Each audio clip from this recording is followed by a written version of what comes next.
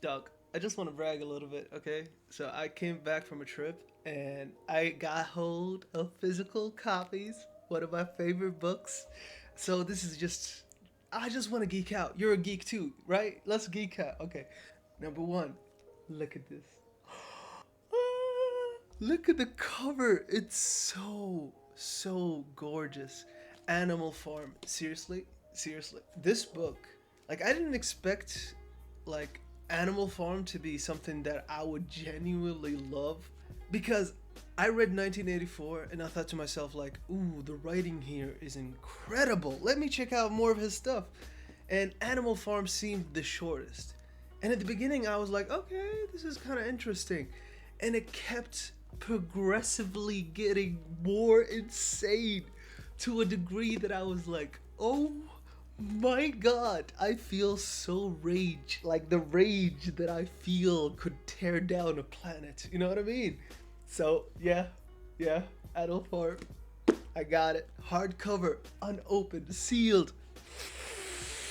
You can smell that, dog. You can smell it.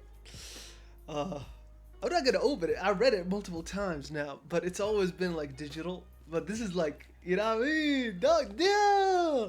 Love this one. Love this one. Book number two, A Brave New World. Ooh! Now, this book, I gotta say, I dropped it multiple times. Like, I couldn't handle it. Like it was cool. It was cool, but it was dense. I'm talking about from the beginning. It's dense, and the words that Huxley uses is just out of touch, out of time, and it feels heavier. Uh, Orwell, like to some degree, you can still catch up what he's saying. Yeah, he uses a lot of big words or a lot of outdated words, but you still can catch up to what he's saying. Huxley, on the other hand, you can't. You gotta understand what he's saying. This book has one of the best, best dialogue between quote unquote villain and the protagonist. It has such a deep and beautiful way of like telling the story because Mustafa Mond, the quote unquote the bad guy, right? He's not really bad.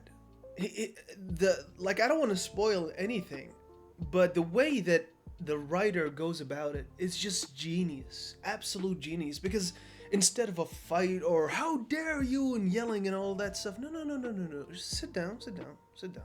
Okay, what's wrong? And they throw stuff and they're like, what about this? What about humanity? What about this? And he says, yeah, I agree with you. I agree with you. But then he drops one of the hardest, most insane, beautiful, just poetic thing ever in history. And he basically said, we had a choice between art and peace. And when there are bombs exploding 3 feet away from you, you don't really give a shit about art. Bars! Bars, my dog. Bars. Absolute bars. That is gangster. That is vile because you can't even argue with that. Yes, at that point, who gives a shit about art? Like some people would, but those are the comfortable ones. You know what I mean? In the moment, in the now, it's like fuck the art. I just want peace, and it's just a beautiful message that tells you like while you look down on the world around you and how disgusting it is and how repulsive it might sound to most people, because in this utopia that they created, they disregarded family, they disregarded religion, they disregarded a lot of things that make us us. And in the book, you can see the loss, you can feel it. There is something missing. And even though these people are in quote unquote peace, they're genuinely soulless. They can't find joy in anything. They can't hold on to joy. They always chase it to the degree that the drug in the story called Soma is the only relief in their day-to-day life. That's the only thing. It's drugs. It's artificial. There's nothing that ties you down spiritually, emotionally, mentally, no matter what. Because there's sectors in this book. There's like the working class, the middle class, the upper class, and the lower class are kept at a certain level of stupidity. But even them share with the higher class with this lacking, because every last one of them uses soma. It's such an interesting book. But like I said, like trying to get through the beginning is hard work. Like you're gonna lose a little bit of energy. I'm not even lying to you. Like watch out, watch out. But yeah, Brave New World. Love this book. Love this book. The OG, the motherfucker. You know, we don't even have to say who he is. I mean, he is the one. I am the one. Don't need a gun to get respect upon the street, y'all. 1984. Yes, yes, yes. Okay, so this is fun because I didn't like pick this myself. You know, when you start reading for the first time, like for most of you that don't know me, I'm not a reader, like at all. It might seem weird, but I don't read, but I'm stubborn. You know what I mean? And that's the thing. So a lot of people said to me, like, oh, did you read this? Did you read this? And I was like, who needs reading? Just watch a movie, dog. Chill. Damn. Hey, dog, you're scaring the hoes. You know what I mean? Like, that was the energy that came with me. But one guy was like, oh, so you don't read? And that pissed me off. You know what I mean? That kind of, well, what do you mean by that? Like what? Like, because you read, you're listening to, like, what? He gave me that weird energy and I didn't like it. I was like, I bet. Let's see what this reading thing is all about. Let's see. So I pick up my laptop and I start searching like books to read. Like I have zero frame of reference. And I find this website, right? And it says 25 books to read before you die.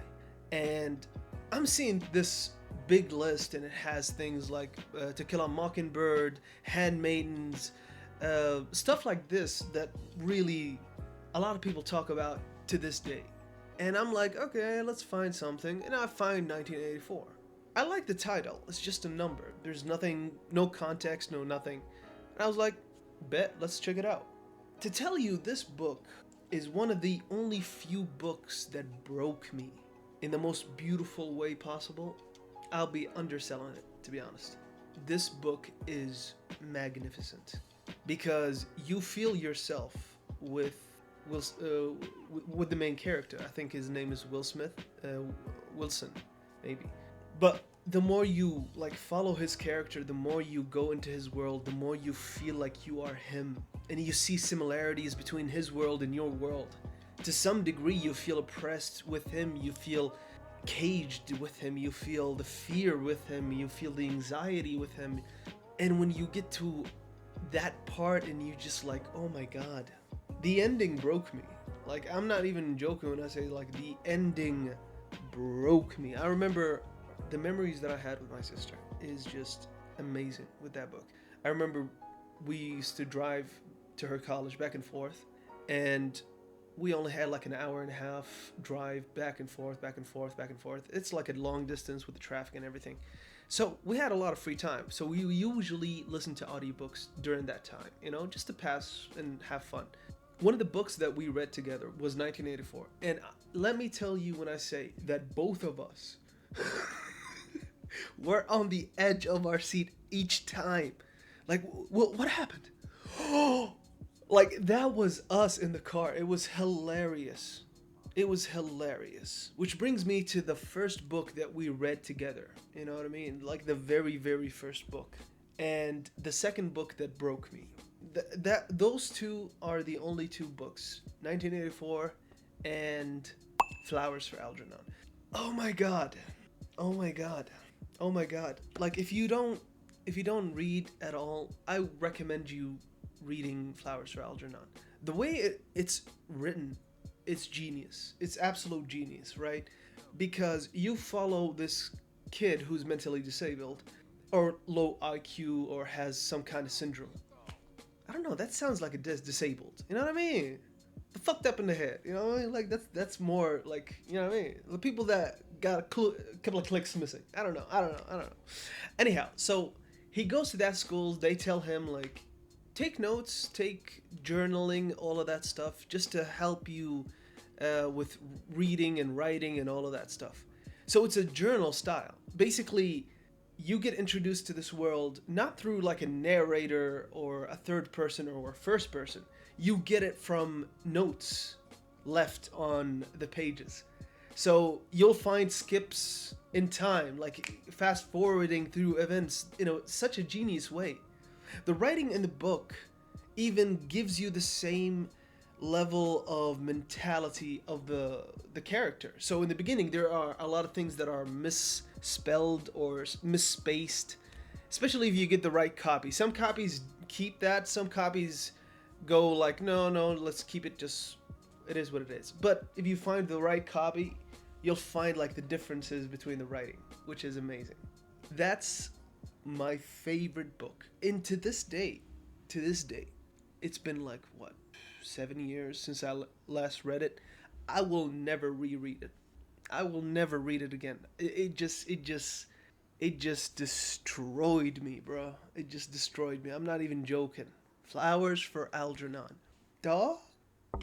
The window? Oh, dog. No, no, no. If you know, you know. If you know, you know. It's one of those. Man, it just, it's such a strong book. I don't want to ruin too much of it, but I'll give you like the general concept of probably the first half of the book, right? So you have this kid. He goes to school, and he has this job. There's an opportunity in the college to do a study on him. This study will allow him to gain more ability to enhance his mentality, basically, right? To make him smarter. And throughout the book, you see the development in his story. And each like test they do on him kind of triggers a flashback to what happens to him, his mentality, and the character. I've never loved a character, hated a character, pitied a character, loved a character, adored the character all at the same time. It's a roller coaster of like, like it's just magnificent, magnificent. It was a 10 out of 10 out of 10. It's just beautiful, absolutely beautiful, and it holds like a special place in my heart because, like I said, this was the first book that I read with my sister. You know what I mean? We were just bored. Like, you get to a certain point with this drive, you're like, you don't have anything to talk about, literally nothing. You've talked about everything. You've covered every topic. So you just I put on this book, and I was like, okay, let's read together, or at least I said to her, do you mind, I just want to listen to something. She said, yeah, do you. I put it on. She's paying attention, not paying attention. I'm listening to it. There's a hook that hooks us both, and we were like, damn, okay, okay. And before we knew it, like, I stopped. I didn't like drop her off and continue the book. I was like, you know what, let's pause it. Let's pick it up when I pick her up back again. And it kept going like that. And it was like, damn. Oh, I love this book. It holds such a good place in my heart. Anyhow, that's it. I just wanted to share. I just wanted to geek out. What's your favorite book? Huh? What's the book that just like destroyed you? I'm still like trying to read more and more books. One of my favorite is To Kill a Mockingbird. Not that one. Damn, damn, son, damn. Nah, it's crazy. Anyhow, have a great day. Enjoy yourself. See you later.